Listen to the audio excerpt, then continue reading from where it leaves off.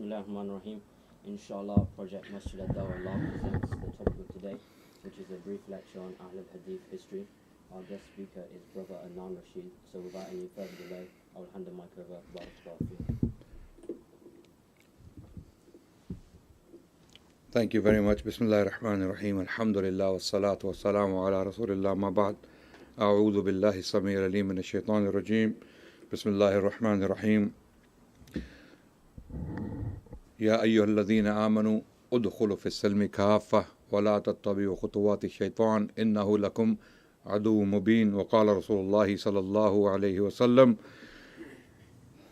بني الإسلام على 5 شهادة أن لا إله إلا الله وأن محمدا رسول الله وإقام الصلاة وإيتاء الزكاة والحج وصوم رمضان أو كما قال عليه الصلاة والسلام ثم قال عليه الصلاة والسلام بلغوا عني ولو آية.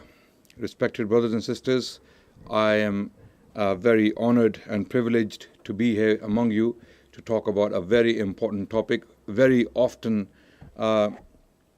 neglected, topic. When I say very often neglected, I mean often when we hear Islamic talks, very little emphasis is put on the legacy of the Ahlul Hadeeth, historically speaking. Now, what does Ahlul Hadeeth actually mean? Linguistically, it means the people of Hadith. Linguistically, that is a straightforward linguistic translation of the term. Technically, the Shari'i meaning of the term is the people who indulge in studying, preserving, authenticating, and transferring the Hadith knowledge to posterity or to the future generations. So these people, the Ahlul Hadith, are technically speaking the guardians of the Hadith literature, the prophetic tradition. Islam has 2 main sources of revelation, right? And those sources are the Quran, number 1, and the Hadith or the Sunnah. A lot of the times, Hadith and the Sunnah are used interchangeably by the ulama, the classical ulama. Some modern misguided persons have come along and they have tried to form a distinction between the Sunnah and the Hadith, okay? But they have failed to do so because it is almost impossible to divide the 2 entities, because they're not 2, there is one. Sunnah and Hadith is one thing. So these are the 2 main sources of Islam, the Quran and the Sunnah. And the Sunnah is, of course, to be found in the Hadith literature, in the collections of Hadith. Now, there are many Hadith collections. They run into hundreds of volumes. There are 6 main Hadith books the Ahlul Sunnati wal Jama'ah refer to as the main sources after the Quran. And these 6 books are called Sahih Sittah. Okay, the 6 authentic books. Are they all authentic? Bukhari and Muslim, the topmost 2 collections within these 6 are definitely all authentic. We believe as Ahl Sunnah, despite some of the criticism of few reports within these collections, these 2 collections, we believe that they are the most authentic of these 6 books of Hadith. So the remaining 4, Abu Dawud, Sunan al-Nasa'i, Sunan al-Tirmizi, and Ibn Majah, Sunan of Ibn Majah. These 4 have weak reports in them, and the scholars of Hadith such as Sheikh Albani recently and before him many others have highlighted those weak reports within those 4 collections. But 2 collections, Bukhari and Muslim, are, according to the majority, the overwhelming majority of the Sunni ulama throughout Islamic history, these 2 books are overwhelmingly authentic. They are authentic. In fact, there is very little room to doubt whether the information contained therein in these 2 collections, Bukhari and Muslim, can be doubted. There is very little reason to believe that. So, people who protected, who collected, who authenticated, and then transferred this knowledge to the future generations were called Ashabul Hadith in the early period of Islam. Ahlul Hadith basically is another name for Ashabul Hadith. So Ahlul Hadith and Ashabul Hadith are two terms again used interchangeably in the classical literature. When I say the classical literature, I mean literature from the 2nd century of Islam to the 19th century Common Era, okay, or what you can call it the 13th century of Hijri, basically.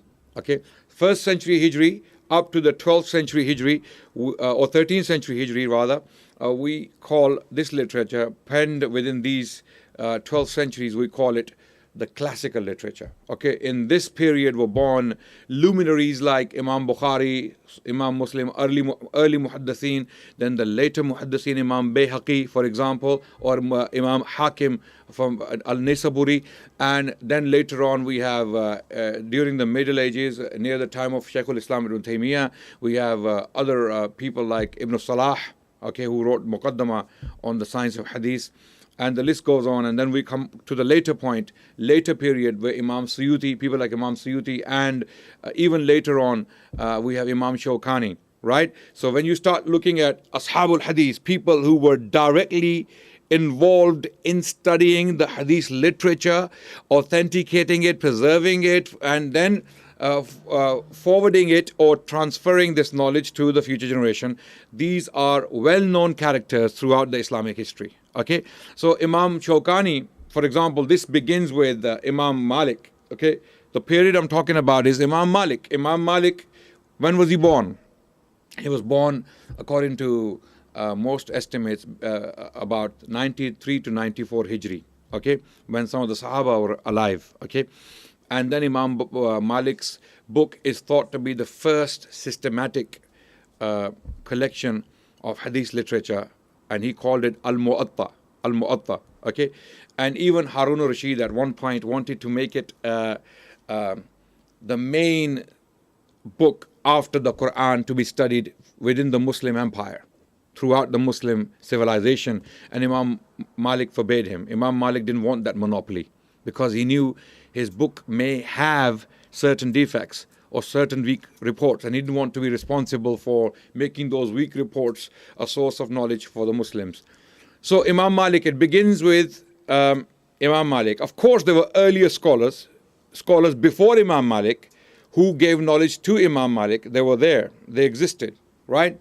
But Imam Malik's collection was one of the first systematic collections of Hadith literature. Then we come up to the time of Imam Shawkani, who died in the 13th century Hijri and 19th century CE, right? Imam Shawkani, I think, died, if I'm not mistaken, he died in 1826, also known as a huge figure within the classical period as an authority on Hadith literature. So this is a summary. Who are the people of Hadith? People of Hadith, Ashabul Hadith, are the oldest denomination in the history of Islam.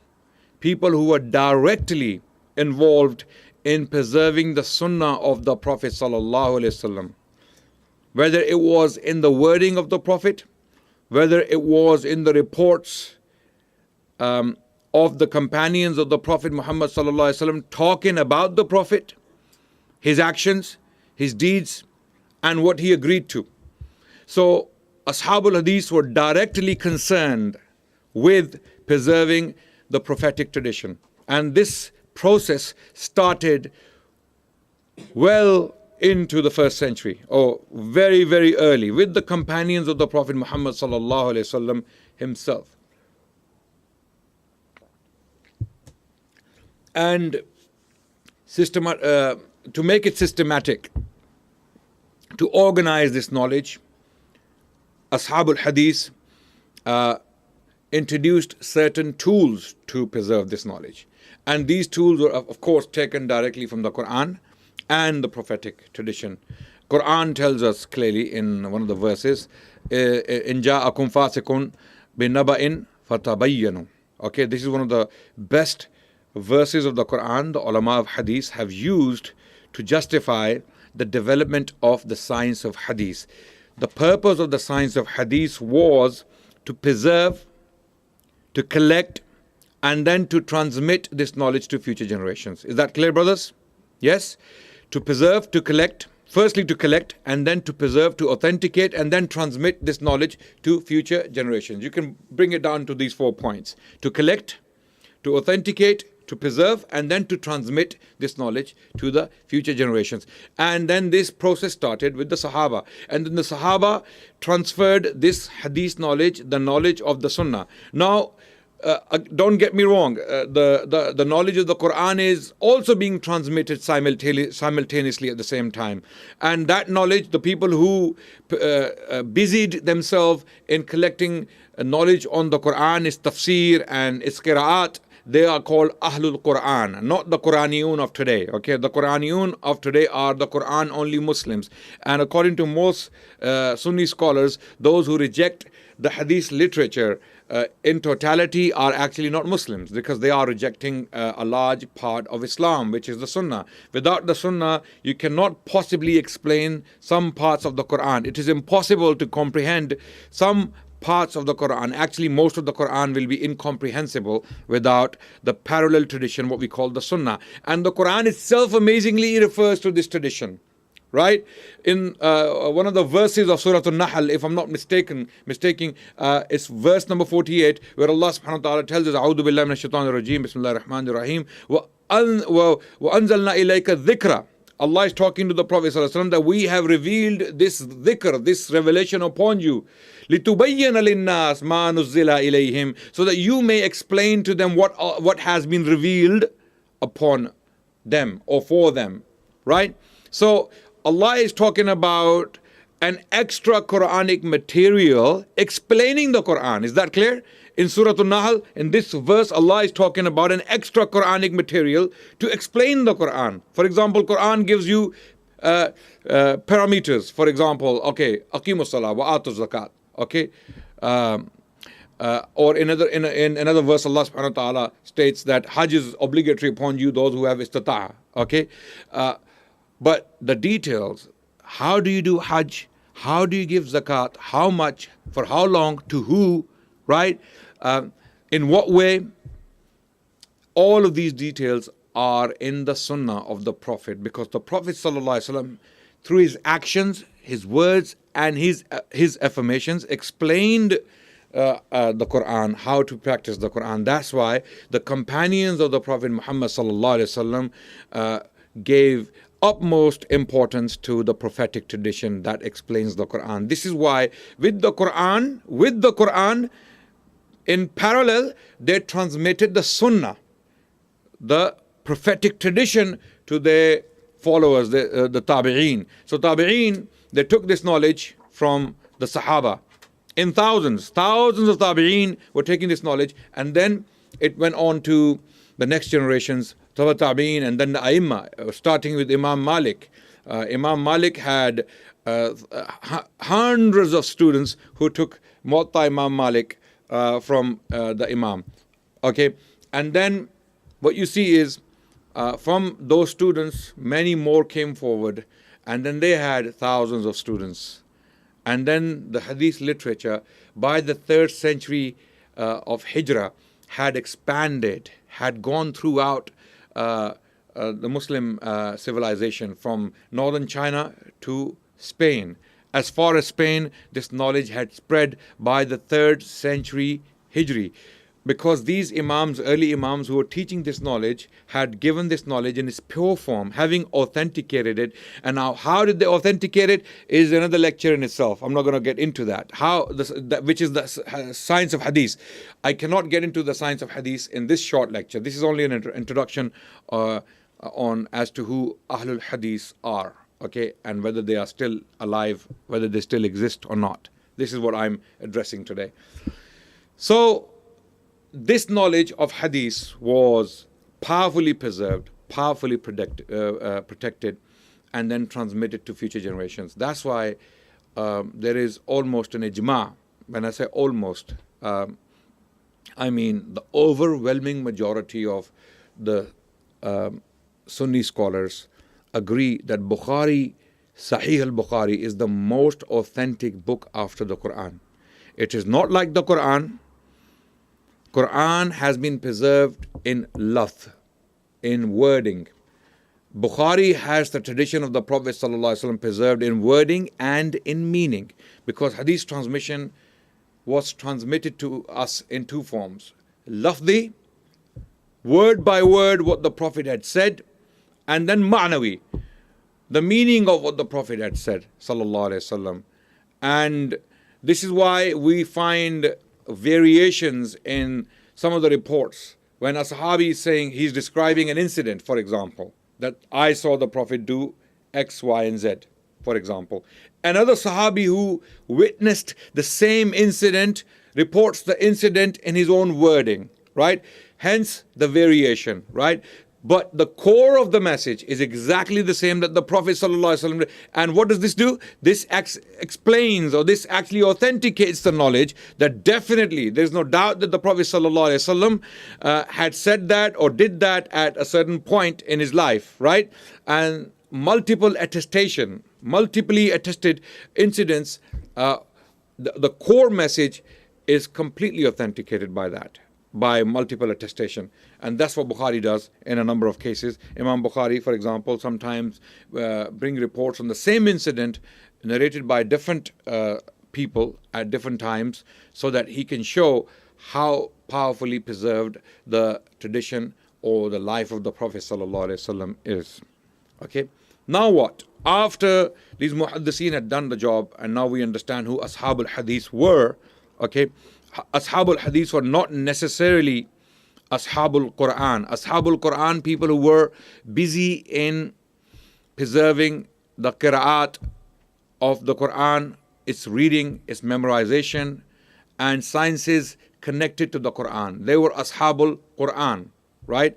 For example, many of the companions of Abdullah bin Abbas were known as Ashabul Quran, in the sense that they were taking the Quran, its recitation, its qira'at, and its meaning from the Sahaba, like Abdullah bin Abbas. They were not necessarily known as narrators of hadith. The narrators of hadith had taken that task and they focused on that in transmitting the hadith. So that's what they did. That's what they specialized in. So it may well be the case that there is a very powerful narrator of the Quran who mastered the science of qira'at, science of the Quran or transmitting the Quran, and is not very popular among the hadith scholars. One of those examples is who? Hafs. Hafs.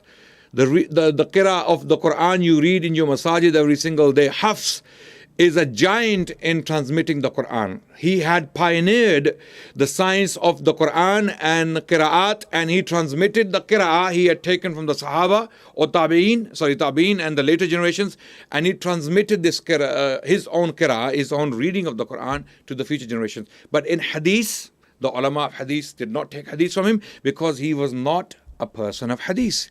He was not known to have been a person of hadith. Likewise, you may be a giant in in fiqh, in the science of jurisprudence. You may be a giant. You may be a huge person when it comes to teaching jurisprudence, or what we call fiqh in the Arabic language, the understanding of certain matters in Islam. Fuqaha, for example, a faqih is not necessarily a muhaddith. For example, one of the biggest examples I can give you, Imam Abu Hanifa rahmatullah alayh. Imam Abu Hanifa was not known to be a person of hadith who transmitted hadith. In fact, this is not what I am saying. A lot of people think that Ashabul Hadith or Ahlul Hadith have something against Imam Abu Hanifa rahmatullah alayh. Far from it. We respect him, we love him, and we salute him for his services to Islam. He was a great person. He was a very pious person. His piety has been testified to in the classical literature, even throughout Islamic literature written by the muhaddiseen. They pay tributes to him. Okay, but when it comes to hadith transmission, Imam Abu Hanifa rahmatullah alayh was not accepted as a hadith transmitter by the muhaddiseen. In fact, they did not accept his reports because he was not known to have mastered or pioneered that science. On the other hand, Imam Malik, of course, by all means, Imam Bukhari have taken tons of reports from Imam Malik or from his chain. So there was a student of Imam Malik called Abdullah bin Yusuf, who was a direct teacher of Imam Malik, right?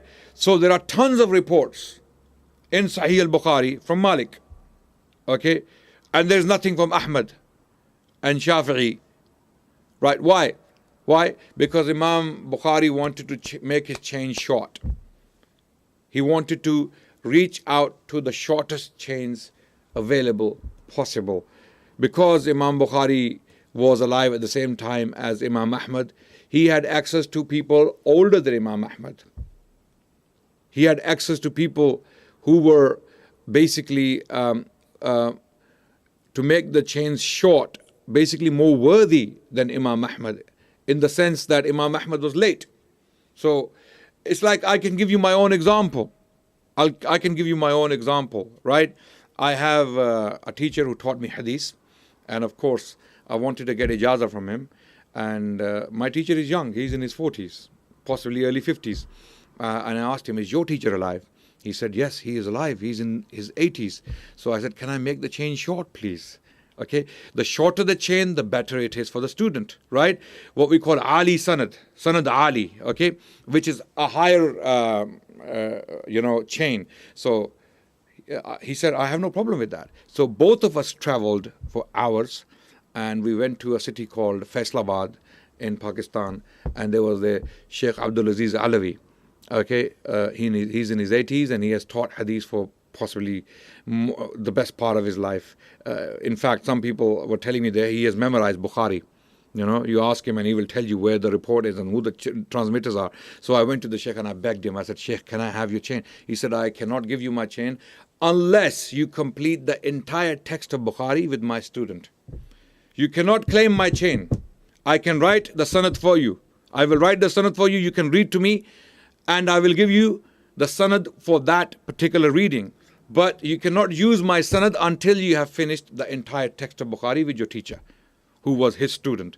So I promised him, and I cannot use the chain until I finish the text of Bukhari with my teacher. Subhanallah. So he gave me the sanad. I read parts of Bukhari to him, and he gave me the sanad for that. So this is exactly what Imam Bukhari was doing in the early period, that he wanted higher chains.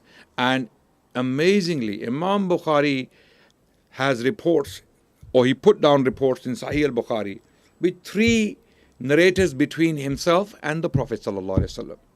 Now check this out.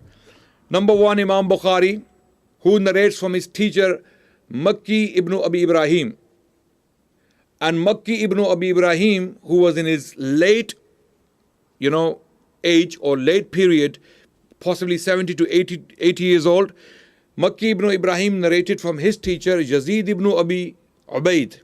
Yazid ibn Abi Ubaid was also in his 70s and 80s when Makki was a young man who took hadith from him. Yazid ibn Abi Ubaid had taken his report from Salmat ibn al-Aqwa. Salmat ibn al-Aqwa was also in his late age, very old, 70 to 80, possibly 90 years old, when Yazid ibn Abi Ubaid had taken his report from his teacher, and Salmat ibn al-Aqwa was a student of Rasulullah sallallahu alaihi wasallam, a Sahabi. So Bukhari has chains in Sahih al-Bukhari that consist of 3 persons between Bukhari and the Prophet sallallahu alaihi wasallam. Then he has chains that consist of 4 persons. For example, Bukhari narrates from his teacher Abdullah bin Yusuf. Abdullah bin Yusuf narrates from his teacher Imam Malik bin Anas. Malik bin Anas narrates from his teacher Nafi'. Nafi' narrates from his teacher Abdullah bin Umar. And Abdullah bin Umar narrates from the Prophet. 4 people between Bukhari and Rasulullah sallallahu alaihi wasallam. Then he has chains that consist of 5 people within the chain in Bukhari. So the minimum number is 3 people between Bukhari and the Prophet, and the maximum number is 7 in Sahih al-Bukhari between the Prophet and Sahih Imam Bukhari. So Imam Bukhari was trying to shorten the chain as short as possible. So all of this period was very fruitful.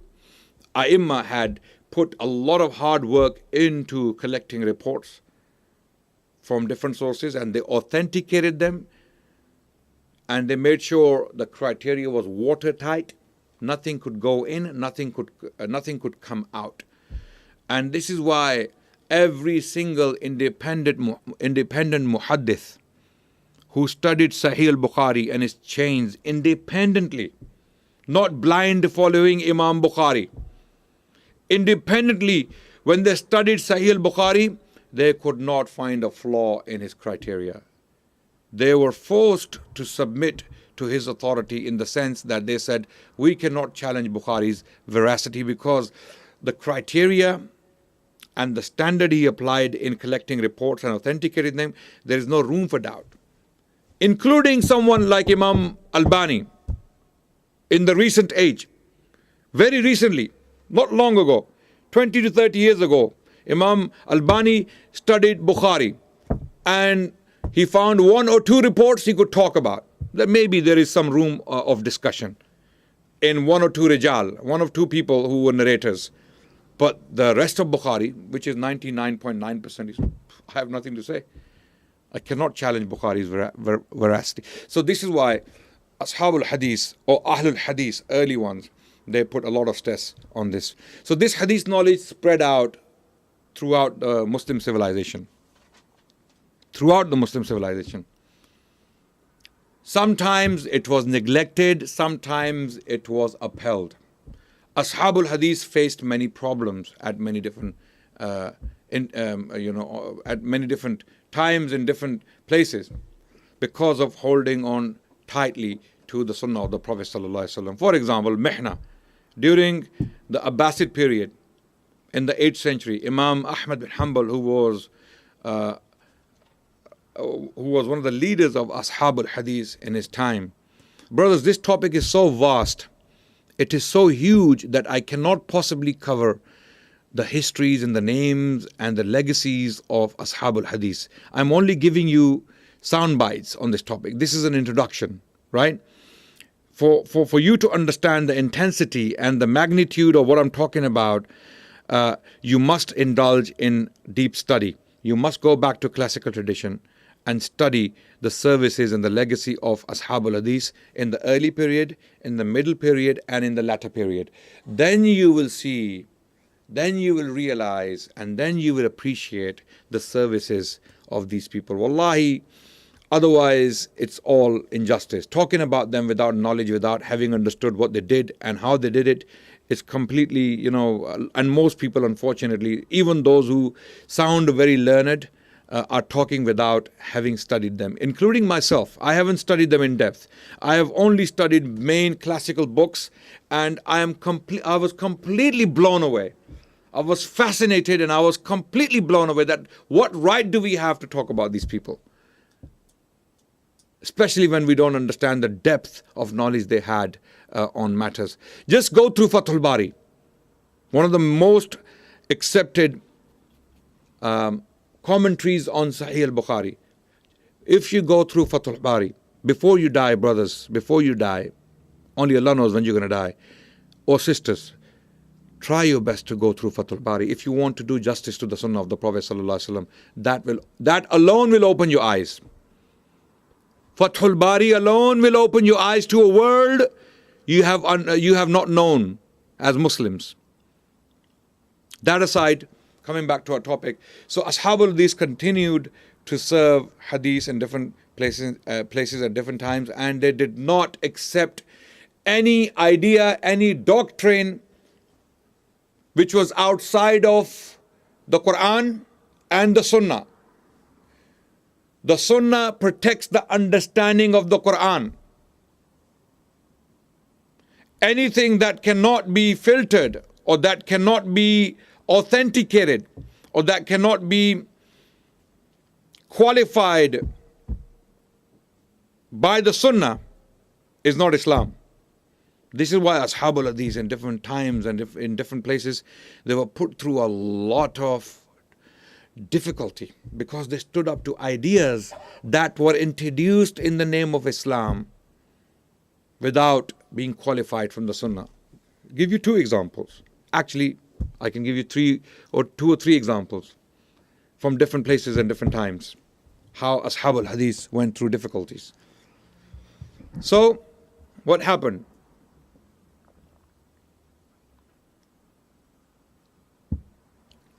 One example is Imam Ahmad bin Hanbal, when he was put through torture by 4 Khulafa of Banu Abbas, Al-Mamun, Al-Mu'tasim, Al-Mutawakkil. 3 of them. For 14 years, Imam Ahmad bin Hanbal was tortured. For what? For having a view purely based upon the Sunnah of the Prophet ﷺ and not going outside of it.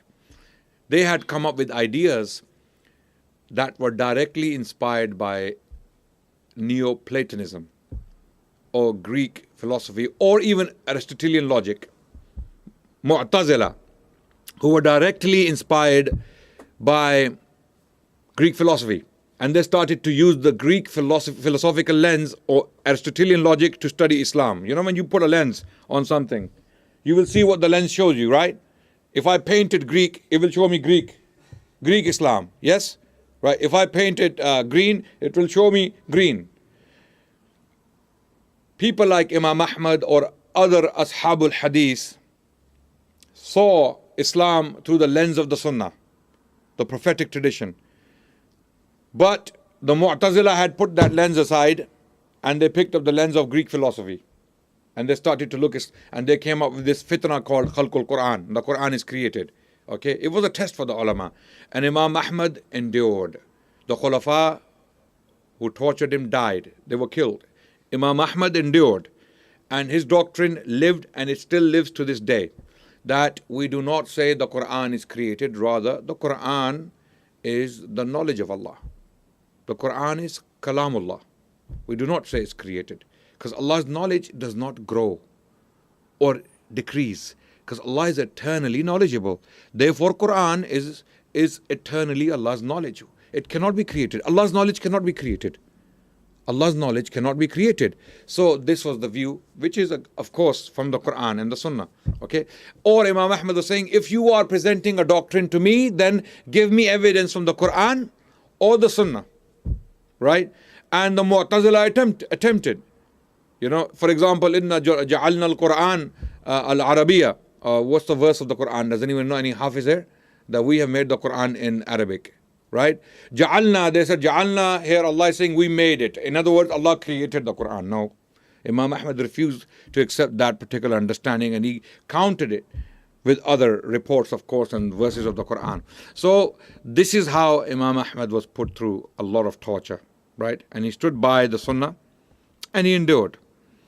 Another example is Shaykhul Islam ibn Taymiyyah rahmatullah alayh.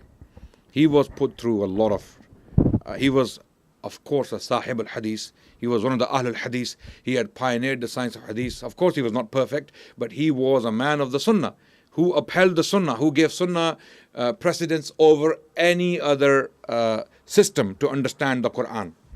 So he came up with this, because a lot of people were making, pilgrimages to the grave of the Prophet sallallahu alaihi wasallam. So Imam Ibn Taymiyyah gave fatwa that it is haram to go to the grave of the Prophet sallallahu alaihi wasallam with that intention, because the Hadith tells us, the Sunnah of the Prophet sallallahu alaihi wasallam tells us that you cannot do ziyarah in Islam except for 3 places: Masjid al-Haram, Masjid al-Nabawi, Masjid, not the qabr of Nabi sallallahu alaihi wasallam. Of course, when you go to see the masjid with that niyyah, you see the maqbara, the rawda of Rasulullah sallallahu alaihi wasallam, rawda mubarakah. We accept that it is a sacred space for Muslims, no doubt, right? But you cannot make the niyyah to go to see the grave, not the masjid. That's against the Sunnah of the Prophet, his own instructions sallallahu alaihi wasallam, right? So Imam Ibn Taymiyyah was jailed for that. When he gave this fatwa, he was jailed because his opponents were very strong. They were politically very strong. Other examples can be given where people were put through a lot of difficulties. Later on in India, there's a man called Shah Ismail Shaheed. Shah Ismail, not the Shah Ismail of Safavis. I'm not talking about him. I'm talking about another person called Ismail ad-Dehlawi. Ismail al-Dehlawi was the grandson of famous Shah Waliullah. Okay, Ismail al-Dehlawi stood up to all these bid'at people had introduced in the name of Islam. Ajib kind of things. Strange ideas. People are celebrating these days and these feasts, and they're doing things in the name of Islam and they're giving them Islamic names. So Ismail al-Dehlawi rahmatullah alayhi stood up and he used the sunnah as his defense. In fact, some of the people conspired against him with the king. The king had an elder sister, king in Delhi, King Akbar II, Akbar Thani, who was the king of Delhi. Although he was very weak, politically speaking, the British, he was, appointed, or he was basically left there by the British. The real power was in the hands of the British colonial administrators, but the king was just a symbolic king in Delhi, right? So he had an elder sister, but in Delhi he had a very strong influence, no doubt. Someone had filled the ears of the sister of the king. She used to celebrate a thing or a day called, it was like a celebration called Fatima ki Sehnak. In the name of Fatima radiallahu anha, they used to do, they used to distribute sweets on a particular day. So Imam Ismail al-Dehlawi had, of course, opposed it based upon the sunnah that anything you do within Islam has to be qualified Islamically. It has to be qualified according to the sunnah. So someone said that Ismail is against Fatima because he doesn't want us to celebrate Fatima. Look how the conspirators, they play the games. And it's happening to this day. Conspirators, they don't want to know why you're doing what you're doing. They just make you look bad. They want to paint you bad. So they painted him like a hater of Fatima. So she invited him to a dinner. He went and he sat. Cut the long story short, the sister of the king spoke, and he realized from her language, her tone, that someone has actually filled her ears about him. So he basically became very careful in his approach.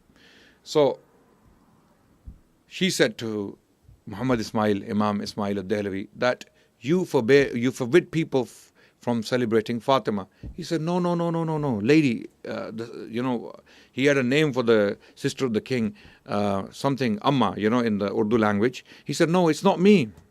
It is the Prophet himself who forbade it. And she was shocked. She said, what do you mean? Then Muhammad Ismail rahmatullah alayhi explained what he means, and he gave all the reports against such practices, including man ahdatha fi amrina hadha ma laysa minhu fahuwa raddun. Bukhari, Sahih al-Bukhari, that anyone who introduces something into Islam and it is not from Islam, it is rejected. Allahu Akbar. She was moved completely, and she said, if this is the case, if the Prophet forbade these things, no one will celebrate them from now on. Allahu Akbar. The opponents, the conspirators, they couldn't believe what was happening. So again, you see, the people of Hadith, the people of Sunnah went through a lot of difficulties in preserving the Sunnah and its understanding. And my time is nearing its end, and again, it's an introduction. It's a very short introduction. I want to talk about very quickly what happened in India. All the Ashabul Hadith, had in the early times put a lot of effort into preserving the knowledge of Hadith and science of Hadith. But this knowledge mainly stayed within the Middle East, or possibly Spain at times, or other parts.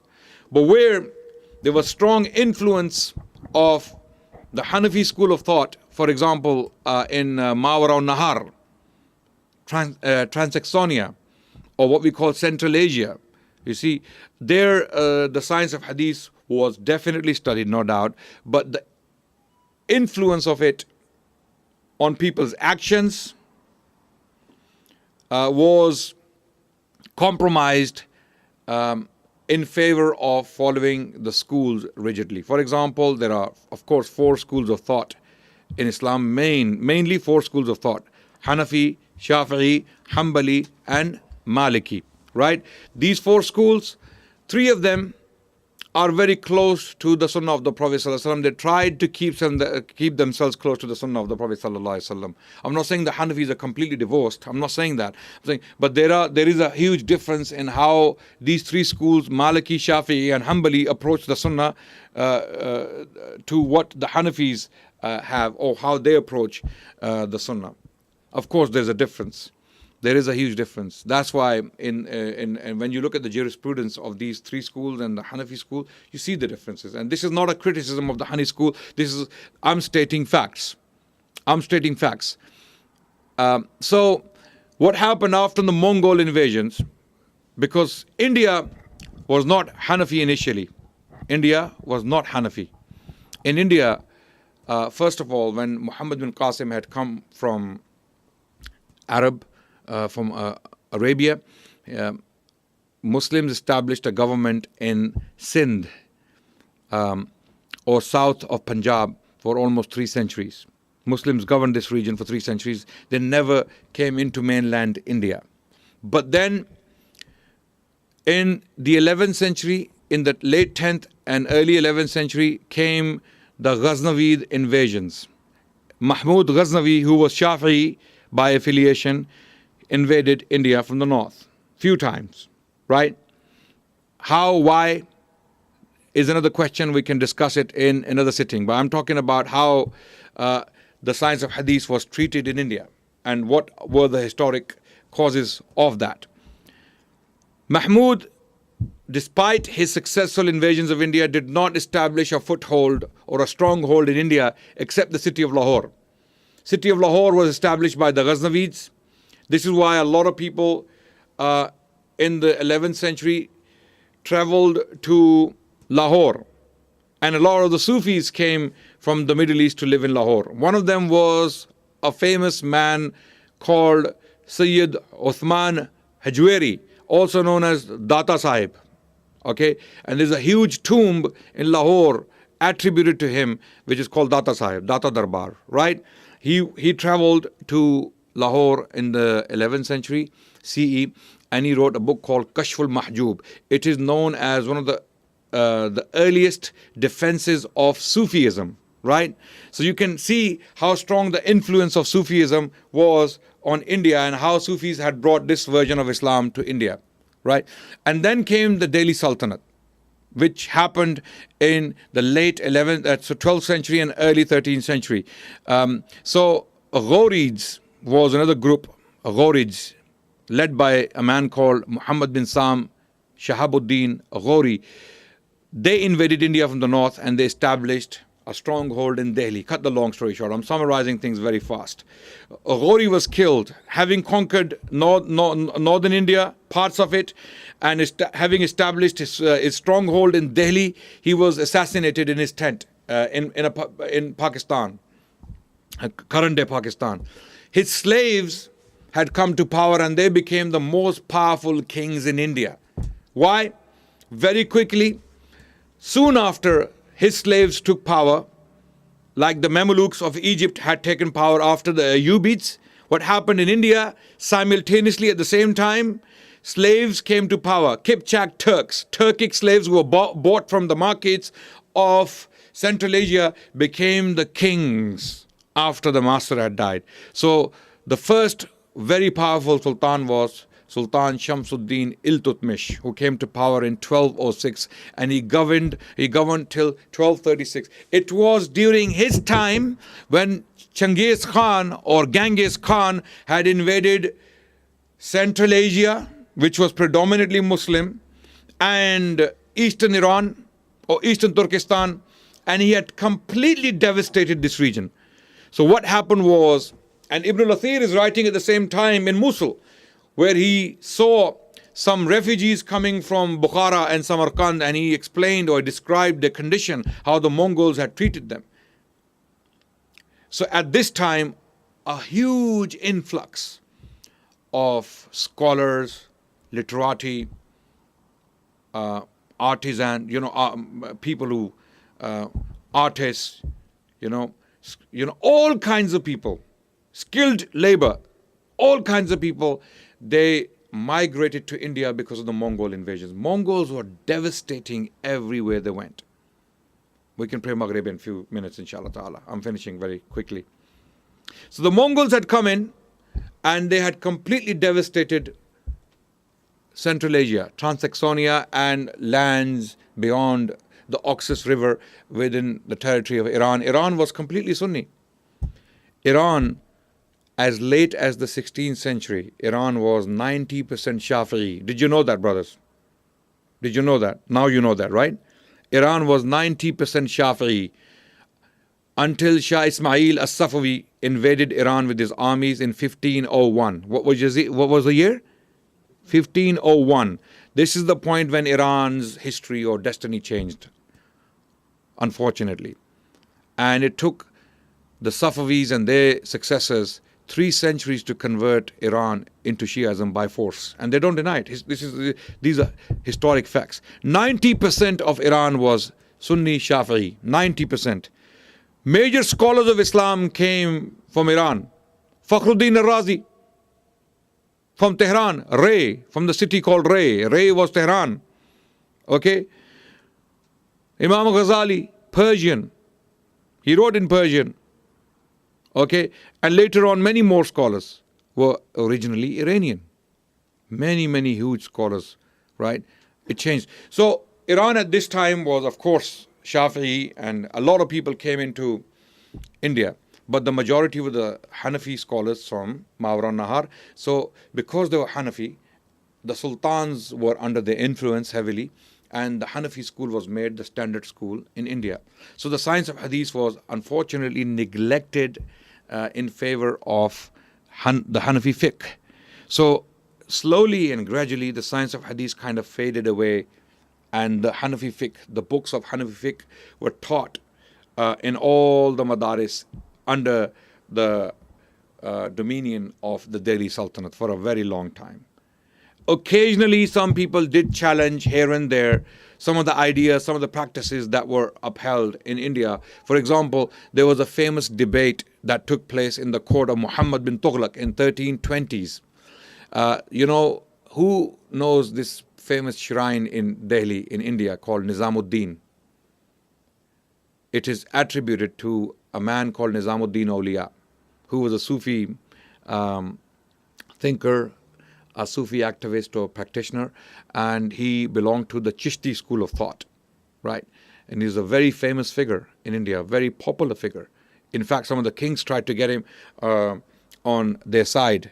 He outlived 8 Delhi Sultanate kings. He had a very long life, and he had a famous shrine, what we call darbar, a court, running in parallel to the Delhi Sultanate court in Delhi. So another darbar was Nizamuddin Awliya's darbar. He was into qawwali, singing the praise of Allah with some music and some dancing included, because he was Sufi, right? Some of the ulama in the time of Muhammad bin Tughlaq. Now don't forget, why was this happening? Against some influence of the Sunnah had come in. Why? One of the students of Shaykhul Islam Ibn Taymiyyah had come to India at that time. And one of the scholars, recent scholars from India, thinks that because of this Taymiyyan influence in India, things started to change because Muhammad bin Tughlaq was directly influenced by his thought. So Muhammad bin Tughlaq started to basically ask the Sufis to change their ways. Firstly, prove what you're doing is Islam, first of all. And when they couldn't, then Muhammad bin Tughlaq came down very harshly. So one of the incidents was this discussion that took place in his court on the permissibility of sama, singing and dancing in Sufi shrines.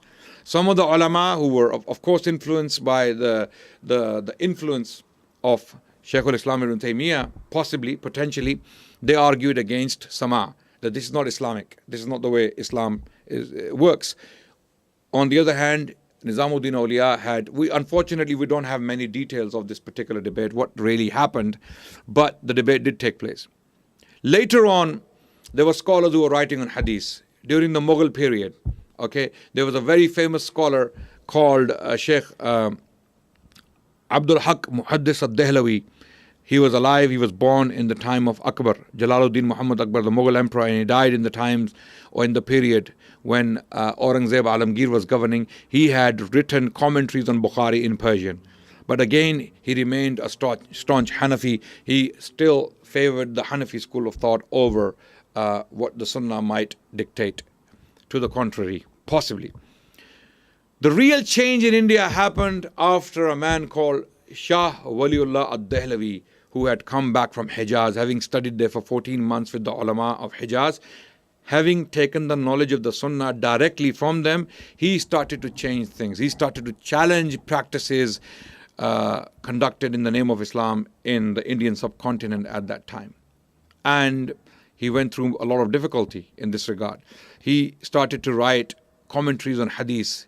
He was one of the first people to write a commentary in Persian and Arabic on the Muwatta of Imam Malik to show the Hanafis of India another view, that of course you have this Hanafi view, but they look at this. And then he wrote a commentary on Muwatta Imam Malik. It's called Musaffa and Musawwa, both Persian and Arabic. He wrote in Persian and Arabic. And then he penned many more works. This influence in the 19th century, and was Shah Waliullah doing something new, is the question. A lot of people nowadays say that Ahlul Hadeeth school actually is a new invention in India. No doubt, Ashabul Hadith, Ahlul Hadith did not exist in India, no doubt. But the influence, was it new? Is it a new idea? Is it an innovation? No. Ashabul Hadith or Ahlul Hadith in India were actually arguing to go back to the original teachings of the early generations, how we were in the first 3 centuries. We, instead of abandoning the teachings and the method of the first 3 centuries, we need to go back to it. So Ahlul Hadith movement in India, which escalated, or which kind of, how can I put it, became very influential and big in the 19th century following Shah Waliullah's teachings. They were inspired by, no doubt, by Shah Waliullah and other teachers at the time. In the 19th century, this movement became very big. And what was this movement asking for? They were asking for to go back to the Sunnah of the Prophet ﷺ.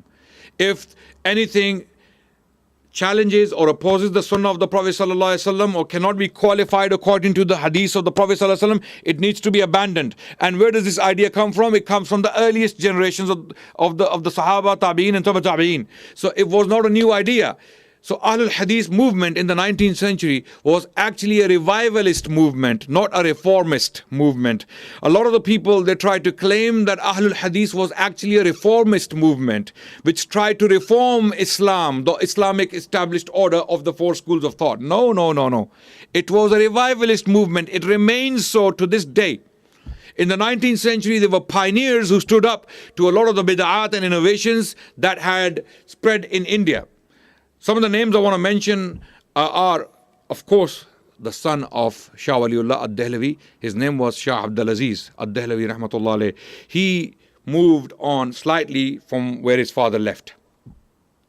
And then the grandson and the nephew of Shah Abdul Aziz, the grandson of Shah Waliullah and the nephew of Shah Abdul Aziz was Muhammad Ismail ad-Dehlavi. I've already mentioned. He openly came out in public for the first time in India, and he condemned a lot of the practices in the name of Islam, and he upheld the Sunnah of the Prophet ﷺ. He asked people to go back to the Sunnah, study the Prophet, study his Sunnah, study. Most people were ignorant of the Prophet ﷺ. They claimed to love the Prophet. We love the Prophet, we love the Prophet, we love the Prophet, we love the Prophet. But when you asked them about the Sunnah of the Prophet ﷺ, how he lived, nothing. They have no knowledge. So people like Muhammad Ismail stood up. And then later on we had pioneers, scholars of Hadith who had studied Hadith in depth. And I'm finishing very soon, inshallah. People like Sayyid Nazir Hussain ad-Dehlavi, rahmatullah alayhi, who was a giant of Hadith, who was born in the year 1800, who was born in the year 1800 and he died in 1902. Allah had given him a very long life. When was he born? 1800 and died in 1902. He lived over 100 years, right?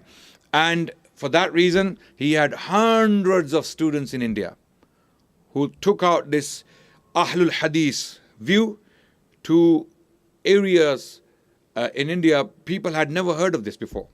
This is why it was new for them. Because they had been fed with the Sufi slash Shia slash, all kinds of things version of Islam.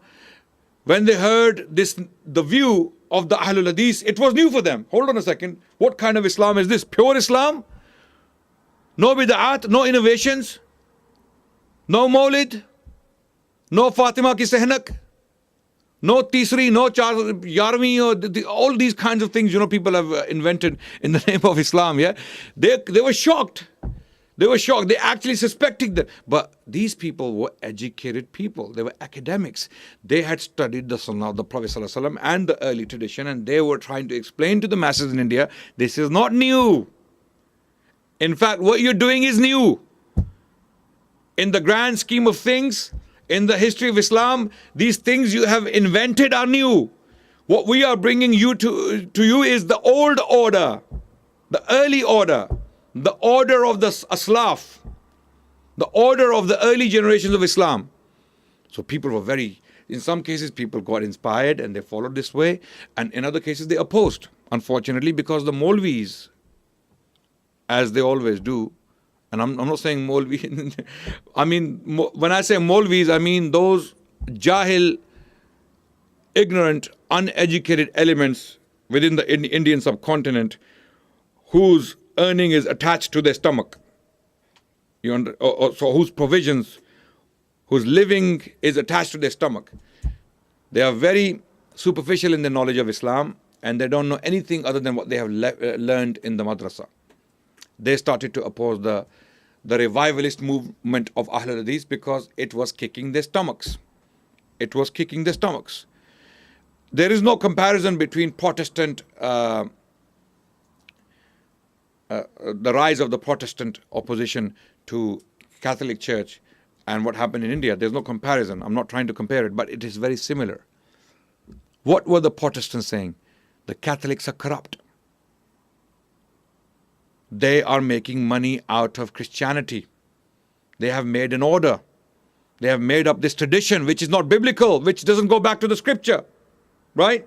Likewise, the Ahlul Hadeeth were trying to explain to the Indian masses that this current order in India, Sufi slash Shia version of Islam, is actually not real Islam. Real Islam is the Islam of the companions and tabi'in and tabi'in and the A'immah who came later, Ashabul Hadith. The real pure Islam is with Ashabul Hadith.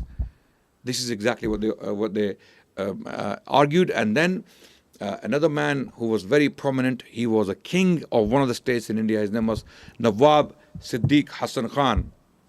And you can see his picture there. This is the man I'm talking about.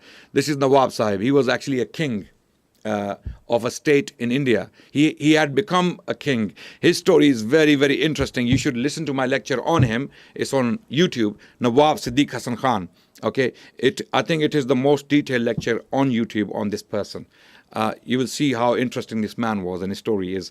Cut the long story short, because he became a king, he established a printing press in Bhopal, in a state called Bhopal, and he distributed books free of charge among the scholars of India.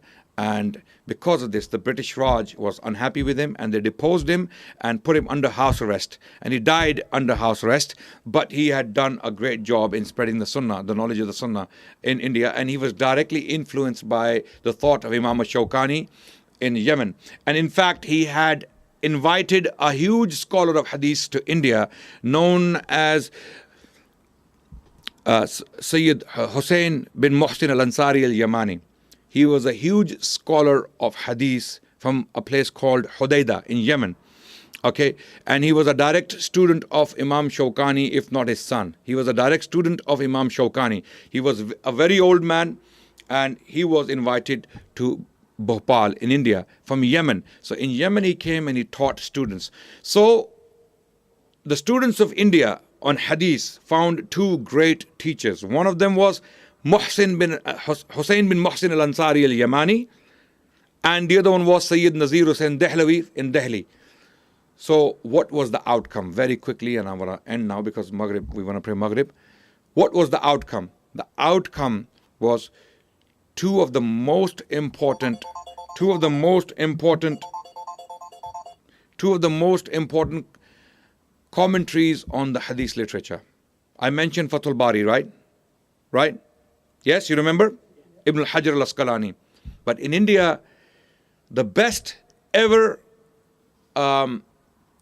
commentary of At-Tirmidhi, Sunan At-Tirmidhi and Sunan of Abu Dawud was written in India by the students of these two teachers I mentioned. So, Tuhfatul Ahwazi is a commentary on Sunan At-Tirmidhi which was written in India by Sheikh Abdul Rahman Mubarak Furi. Not Sheikh Safiur Rahman, one of his predecessors, one of his relatives possibly is related to him because they're from Mubarakpur. Mubarak Furi, Sheikh Abdul Rahman Mubarak Furi had written a commentary on Sunan al-Tirmidhi and he was a direct student of Sheikh Nazir Hussain al-Dehlawi and Sheikh Hussain bin Muhsin al-Ansari al-Yamani.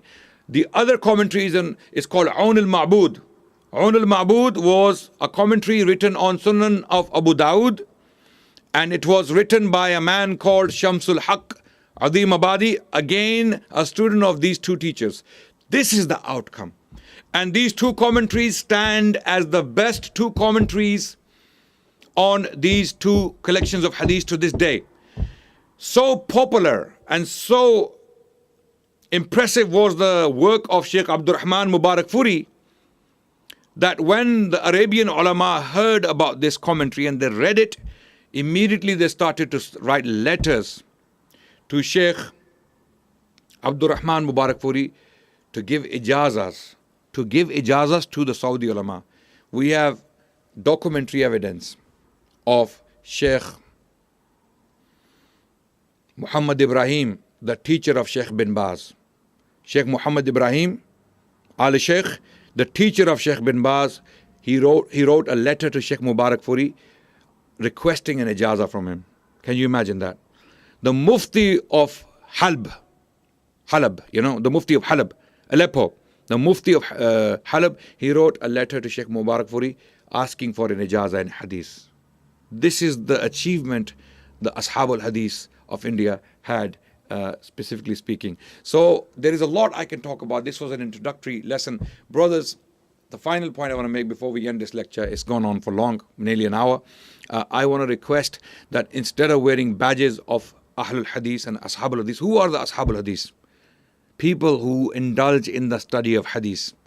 Most people who wear the badge of Ahlul Hadith, they wear the badge just because they do Raf al-Yadan, or they do Ameen bil Jahr, or they do Fatiha Khalf al-Imam, some of the fiqhi opinions of the Ahlul Hadith, right?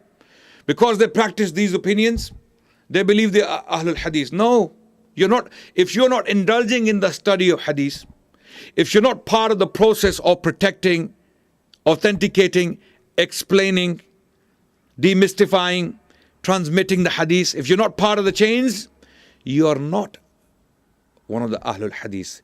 You think you are. You may be following them in some opinions, but actually, truly speaking, technically speaking, you are not Ahlul Hadith if you're not indulging in the study of Hadith, because you are simply not able to defend this tradition. If you were cornered, if you were asked questions on the Hadith literature, on the Hadith tradition, would you be able to defend it? I'm talking about the most people who call them. No. They would talk about, Fatiha Khalf al-Imam, Ameen bil Jahr. Yeah, people think being Ahlul Hadith means, you basically do these things and you're Ahlul Hadith, or have the Aqidah of the, which is great, which is fine. But you must indulge in the science of Hadith to qualify the badge. Thank you so much for listening. Wa akhiru da'wana anil hamdulillahi rabbil alameen. Wassalamu alaikum wa rahmatullahi wa barakatuhu.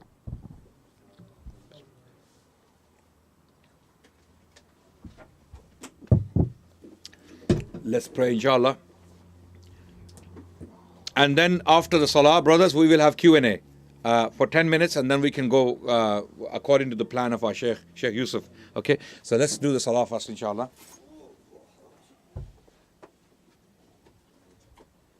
I do apologize for going over time. That's normal with me. But some of these things are very important. We have to cover them.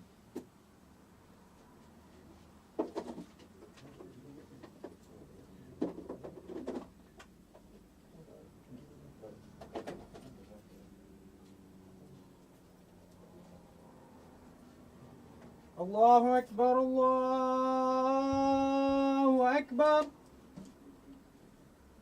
الله أكبر الله أكبر أشهد أن لا إله إلا الله أشهد أن لا إله إلا الله أشهد أن محمد رسول الله أشهد أن محمد رسول الله حي على الصلاة حي على الصلاة حي على الفلاح حي على الفلاح. And proceed to the rest of the program, inshallah. I'll let the brothers finish, inshallah, first.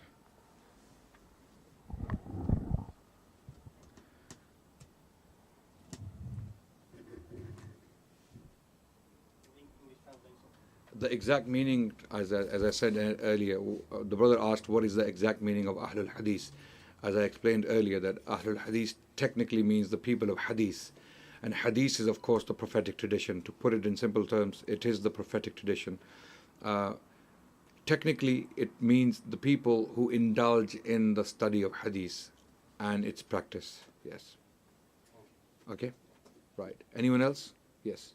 There's so many people call themselves Ahlul Sunnah. Are Ahlul Hadith the actual Ahlul Sunnah? Yes, absolutely, because Sunnah and Hadith is actually the same thing. Okay? They are used interchangeably. Sunnah simply, again, what is the meaning of Sunnah? Sunnah means the way. It means the way. As-Sunnah means the way. Okay, whose way? Sunnatu Rasulillah, right? Sallallahu Alaihi Wasallam. So the way of the Prophet Sallallahu Alaihi Wasallam. How do you get to the way of the Prophet Sallallahu Alaihi Wasallam? Through the Hadith tradition. There is no other way to know the Sunnah of the Prophet Sallallahu Alaihi Wasallam. That's why the people who use Ahlul Sunnati wal Jama'ah, it has to include the study of Hadith. If you are Ahlul Sunnati wal Jama'ah, then if you don't study the Hadith and practice it, then are you actually really truly Ahlul Sunnati wal Jama'ah? So we have no problem with the term Ahlul Sunnati wal Jama'ah. Alhamdulillah, by the grace of Allah, we are Ahlul Sunnati wal Jama'ah. Okay, but nowadays a lot of people who claim to be Ahlul Sunnah are actually claiming that because they are Ahlul Bidah. In reality, they are Ahlul Bidah. You see, why do they put so much stress on being Ahlul Sunnah? We are the Ahlul Sunnah. We are the Ahlul Sunnah. Because they are indulging in Bid'ah. And to qualify their Bid'at, they want to call themselves Ahlul Sunnah. Yeah. Anyone else? Yes. Yeah. Some groups, they spread the Ahlul Hadith, they ignore the four schools of thought. Is this true? Some groups spread this rumor or this misconception about the Ahlul Hadith that we ignore the four schools and we follow a fifth school. No, that's not true. We follow the Muhaddithin. We follow the understanding of the Muhaddithin. Okay, we don't follow. Do apologize for this again. We don't follow one particular school because any imam can get it wrong. It is very possible that an imam can get an issue wrong, or maybe the information never reached him, and when the information reached him, he changed his opinion, right? So we are not against the study of schools. In fact, we encourage the study of schools. We encourage the study of fiqh, but our actions in Islam must be qualified by the sunnah of Rasulullah sallallahu alaihi wasallam.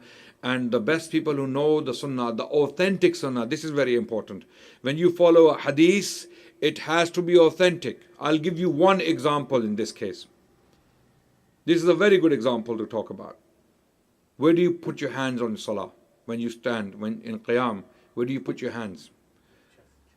Muhaddithin, they have this view that we put our hands on our chests. Allahu Akbar. Why? And the overwhelming majority of the muhaddiseen, they favor this view. Why? You ask them why.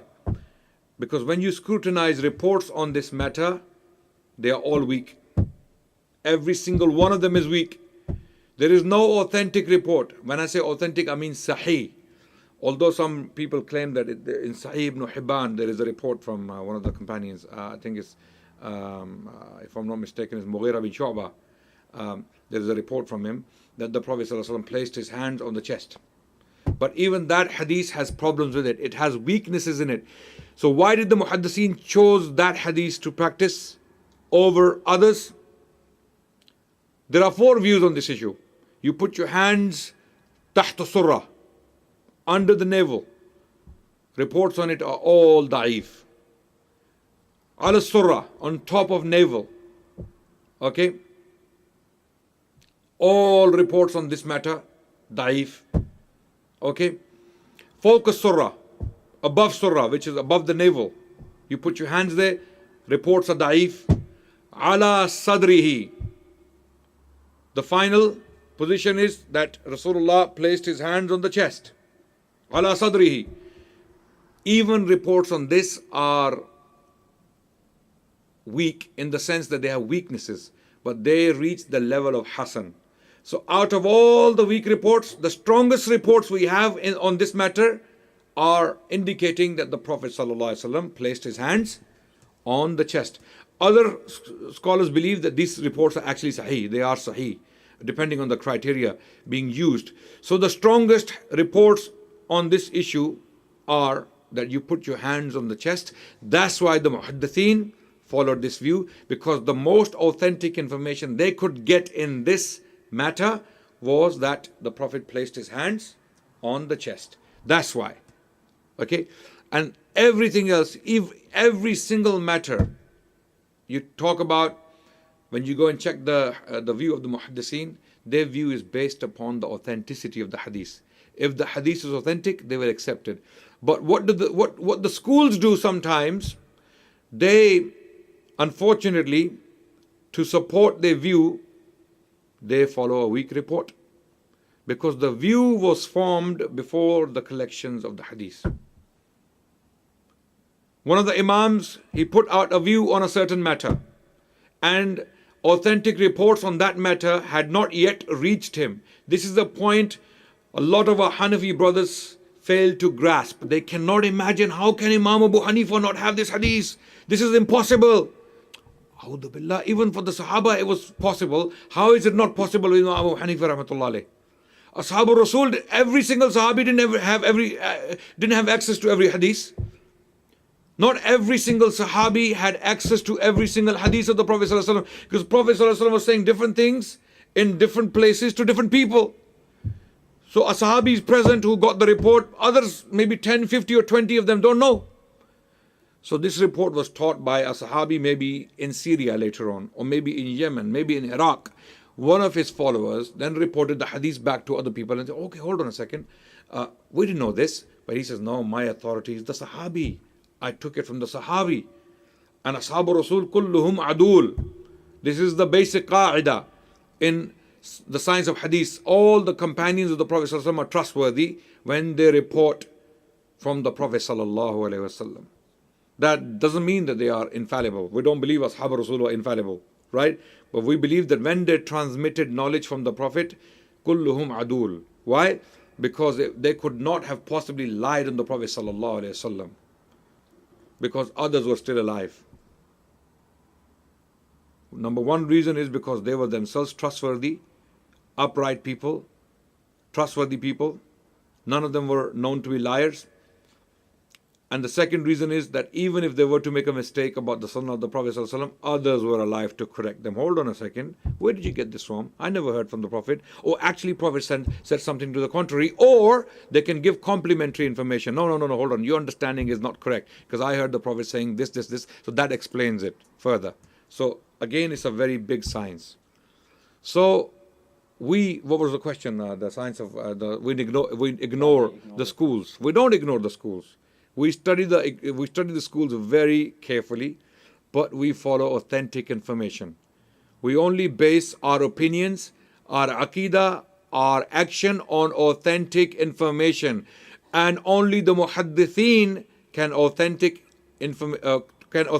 information, because the fuqaha and mu'arrikhin and Ahlul Quran did not necessarily possess that knowledge, that expertise, or that ability to authenticate the hadith literature. Only the muhaddithin had pioneered it. For that reason, we take the muhaddithin to be most prominent sources of our knowledge, because they authenticated the information for us. Got a couple more questions here. Yeah. Next one says, some people say that the British invented Ahlul Hadith. Is this true? Some people say that the British invented Ahlul Hadith. I can give you reason, actually evidence to the contrary. The British were cracking down on the Ahlul Hadith. My great-grandfather's grandfather was one of the leaders of Ahlul Hadith in India, and he was put under house arrest for 7 years. Sheikh Minhajuddin bin Sirajuddin, my great-grandfather's grandfather, was a direct student of Sayyid Nazir Hussain ad-Dehlavi, the one I mentioned earlier, and I have papers to prove this. I have actual papers. I have documented evidence to prove this. Yani, if anyone wants to know. To the contrary, the Ahlul Hadith were hunted by the British authorities because they saw them as troublemakers. Is it because they were terrorists or extremists? No. It's because they wanted to liberate India from the oppressive and the tyrannical rule of the British Raj, which was very oppressive, which was very tyrannical, right? You don't believe me? Read a book written by a Hindu, Shashi Tharoor. You know Shashi Tharoor? There's an author from India. His name is Shashi Tharoor. He has recently written a book on the British Raj in India. Go and check it out. Don't believe the Ahlul Hadith. Check it out, and you will see why the Indians were suffering, and not only the Ahlul Hadith. You see, what I don't like about some of these claims is that a lot of the people, they glorify the actions and the deeds of people belonging to their school, and they belittle the sacrifices of the sacrifices of people belonging to the other school. And I've seen this pattern between the Deobandis and the Ahlul Hadith. Both are guilty of this. Both are guilty of this. We belittle the sacrifices of the Deobandis or the founding fathers of Deobandis, like Maulana Qasim Nanotwi and Hussain Ahmad Madni, and I mean, we have disagreements with them. We have big disagreements with these shuyukh, right? But were they enemies of Islam? Did they not give sacrifices for Islam in India during the British period? Of course they did, like the elders of the Ahlul Hadith did. So we must do justice and acknowledge virtue and sacrifice where it exists. We should not be bigots, biased and prejudiced to an extent that we start to become blind to the good work of others. No, we don't do that. This is one of the virtues of the Ahlul Hadith, that we are a just people. We do justice. So, Ahlul Hadith were not an invention of the British. To the contrary, Shah Waliullah Rahmatullah Alayhi had already laid the foundations of the revivalist movement that came to be known as the Ahlul Hadith movement in India before the British came to power. Okay, Shah Waliullah died in 1761, and the British won their first battle in 1757, which was the Battle of Plassey. Shah Waliullah had already written his works before the Battle of Plassey took place, and he had already laid the foundations for this revivalist movement. And amazingly, in India, in particular, in India, the Ahlul Hadith movement traces its lineage back to spiritual lineage back to the school of Shah Waliullah, Muhaddis ad-Dehlavi Rahmatullah Alayhi. He is the man who laid the foundations in India of the school of Ahlul Hadith. And this is another discussion itself. Another question very quickly, I can go into that. Heard by a person who said that in order to be Ahlul Hadith, you have to be a muhaddith. Is this true? For someone to be Ahlul Hadith, you have to be a muhaddith. It is true every muhaddith is Ahlul Hadith, but not every Ahlul Hadith is muhaddith. This is the answer to this question. Okay? You may not be a muhaddith, right? But you have a good knowledge of the sources of Islam. You have good solid knowledge of the isnad you have good knowledge of the Sahasitta, you have solid grounds to be to call yourself Ahlul Hadith. And those who understand the tradition and why they follow it, they are also Ahlul Hadith. So Ahlul Hadith can have categories. The ulama, then those sami ulama, then the du'at, and the awam. Okay, those who follow the view of the muhaddiseen. That's it. Okay, so not every Ahlul Hadith, someone who loves hadith and indulges in hadith study, has to be a muhaddis. What do you call a person who is actually on his way to become a muhaddis? He's not a muhaddis yet. Are you going to call him what? What are you going to call him? Mishmash. Huh? You're not going to call him mishmash, are you? Right? He is someone who follows the muhaddiseen and their view on Islam, and he's on his way to become a muhaddis. So every single person who is Ahlul Hadith must have this ambition in himself, that I want to increase, I want to improve, I am satisfied with this knowledge. And even when you become a muhaddis or a scholar of hadith, there are times when a hadith comes to you and you change your opinion, because you are the Ahlul Hadith. That is the spirit of Ahlul Hadith. We are not rigid, biased, prejudiced people. When a report comes to us, we change. Khalas, sorry. I thought this report was authentic, but it's actually da'if now. It's been proved. We have a scholar from Pakistan who passed away recently, Sheikh Zubair Ali-Zai, a very big scholar in Ilm al-Rijal, and many people, criticized him for changing his opinions. In fact, that's a virtue. That's a virtue in him. When he finds authentic information and when he finds himself to be in error, he changes opinion. What do you want him to do? No, I've been proven wrong. Now I'm going to stick to my opinion. No, I am right. Even though my opinion is in error, I am right. You want him to do that? No. In fact, changing your opinion in the light of the Sunnah or the authentication of the Sunnah, this is a virtue. This shows that this person is a real Ahlul Hadith who loves the Prophet ﷺ to an extent that he will put his ego aside and he will follow the authentic tradition of the Prophet ﷺ. The next question is, what's the difference between Ahlul Hadith and Salafi? What is the difference between Ahlul Hadith and Salafi? The brother asked. Technically, there is no difference. Salafi is another title to refer back to the early generations. For example, we follow the way of the Salaf. What does that mean? The way of the Salaf was the Hadith. The way of the Salaf was the Hadith. Okay? Like for example, even Salaf has categories, like we have Sahaba, Tabi'in, Taba Tabi'in, based upon the Hadith of Rasulullah Sallallahu Alaihi Wasallam. Again, who are the Salaf? The Salaf are the first three generations. Rasulullah Sallallahu Alaihi Wasallam said, Khairun nasi qarni thumma alladhina yalunahum, thumma alladhina yalunahum. The best people are my generation and the ones that come after and the ones that come after.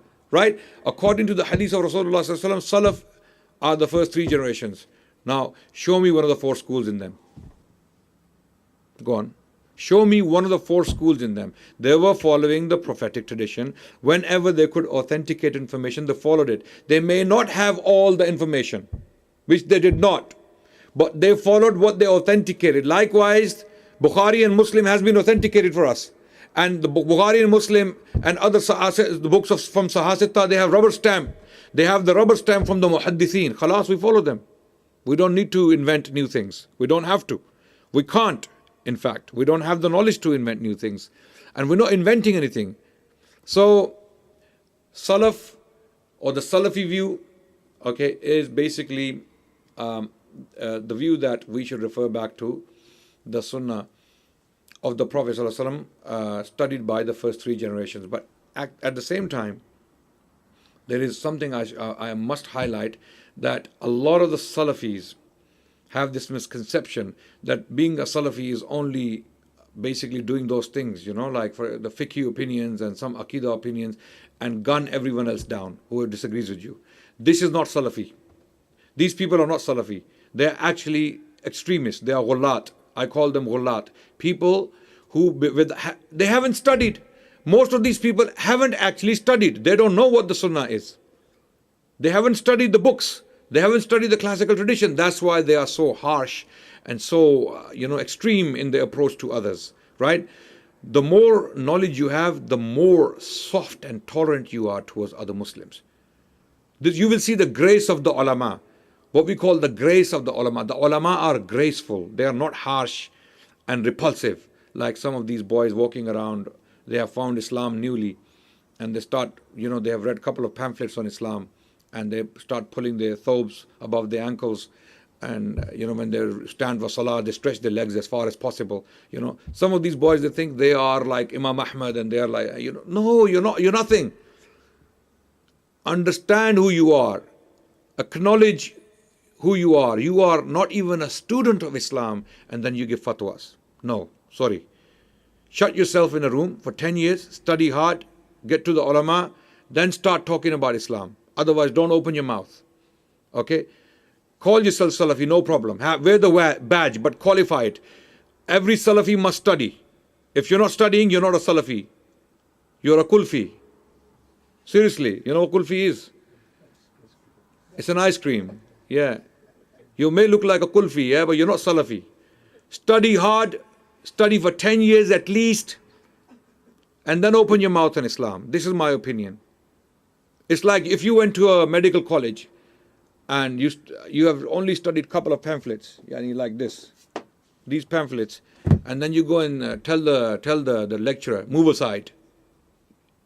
You mubtadi'ah. Yeah, move aside. I'm going to give a lecture on, human anatomy or something like that. They're going to laugh at you, right? So why do you treat Islam differently? What do you think Islam is? Is it any less than neuroscience or astrophysics? Islam, when you indulge in ilm al-rijal and science of hadith, then you realize what a scientist is. Then you see the value of the scholars in the past, the names of whom you use very conveniently. So I'm talking about these people. But Salafi and Ahlul Hadith, technically, there is no difference. They are asking for the same thing. They're doing the same thing. They should be doing the same thing. If they're doing things differently, then it's a problem with people. It's not a problem with the idea. And last question is, okay, the four Imams differ in their Aqidah? The four Imams, to our knowledge, did not differ in Aqidah. No. They did not differ in Aqidah. There was no difference among the four Imam, and those people who claim that they differ in Aqidah, they have to prove it. They have no proof for it. Khalas. That's it. Okay? So that was the last question. Brothers. One last one. Okay, go ahead.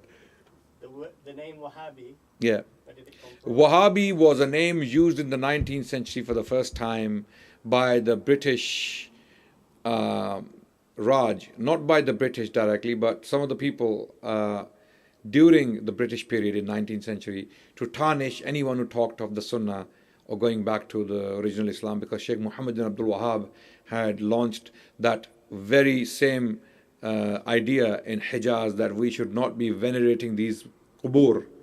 Okay, we should not be, doing things in the name of Islam without actually qualifying them to be Islam.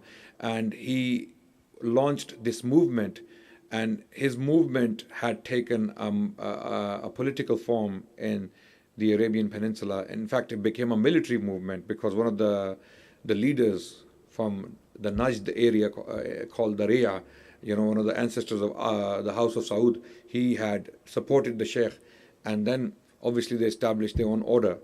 So anyone speaking the similar language or the same language in India was labeled a Wahhabi. Okay, but they were not necessarily Wahhabi. They were not following Sheikh Muhammad bin Abdul Wahhab. They were actually talking of the same ideas in a different way. This is why Sheikh Nawab Siddiq Hassan Khan, the man I showed you on the picture, was a man who put on trial by the British for being a Wahhabi. And in the court he said, I am not a Wahhabi. I'm not following Muhammad bin Abdul Wahhab. I am following my own convictions. In fact, he showed his writings that I am actually following the Shawkani view. If anything, I'm a Shawkanist. I am not a Wahhabi. So this is a derogatory term used by people nowadays to label people who talk of the Sunnah, upholding the Sunnah. So you can either ignore it or you can adopt it, but I don't think we should take it seriously. Thank you so much. Wassalamu alaikum wa rahmatullah wa alhamdulillahi rabbil alameen. Subhanakallahumma wa bihamdik. Nashhadu an la ilaha illa ant. Nastaghfiruka wa natubu alayk. Ameen. Okay, brothers. Khalas, you talk about the masjid, this establishment where I've been invited. MashaAllah, this is not a very big project, but it's a very important project. Brothers have been running this project for a long time. Project Masjid al-Da'wah ilallah, Coventry. Okay, and the short of it is MADIA. Okay, not MADIA. Okay. Masjid al-Da'wa ilallah. It was established in the 1990s. So please do support the project and be part of it and make it Sadaqah Jariyah for Sheikh Muhammaddin Rahmatullah alayhi. This is the best way you can benefit him and the rest of the community in the region. I know it's a small city, but at the same time you can make the magnitude of the city huge in terms of akhirah for yourselves and for those who had started the project. Inshallah, get involved in it. Also, there is an event tomorrow in Cambridge, and many scholars are coming to Cambridge, Masjid Ikhlas. You are welcome to join us there as well, inshallah. We'll be there tomorrow. Assalamu alaikum wa rahmatullah.